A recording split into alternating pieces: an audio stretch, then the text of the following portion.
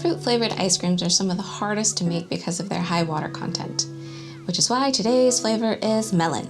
Hi, I'm Adrienne of Adventures of Carly-Ann, and today's adventure takes us to the kitchen for more ice cream fun. First up is fresh, which has the most water content, which means higher chances of forming water crystals.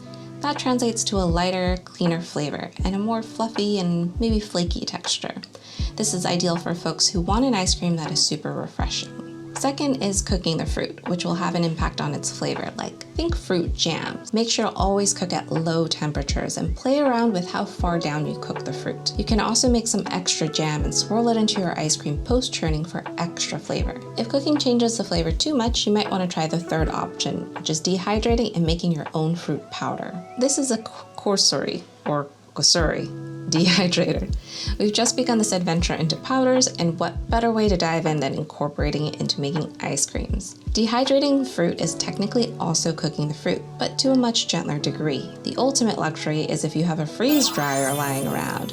You can preserve the original flavor the best, but not everyone got one. So keep in mind though, dehydrating is one of the most time-consuming processes. It usually takes a day to process and dehydrate them, anywhere from 8 to 24 hours depending on the water content and thickness of the slice. You can powder it with a blender in a pinch, but a proper grinder will give you that actual powder that won't affect the texture of your ice cream. If you have no way of pulverizing your dehydrated fruit, you can also use it to steep in your milk and make a fruit-flavored milk without adding any extra water content into the ice cream. Dehydrated and powdered fruit ice creams will have an ultra-rich and smooth texture. One of our favorite fruity ice creams is a cooked strawberry ice cream.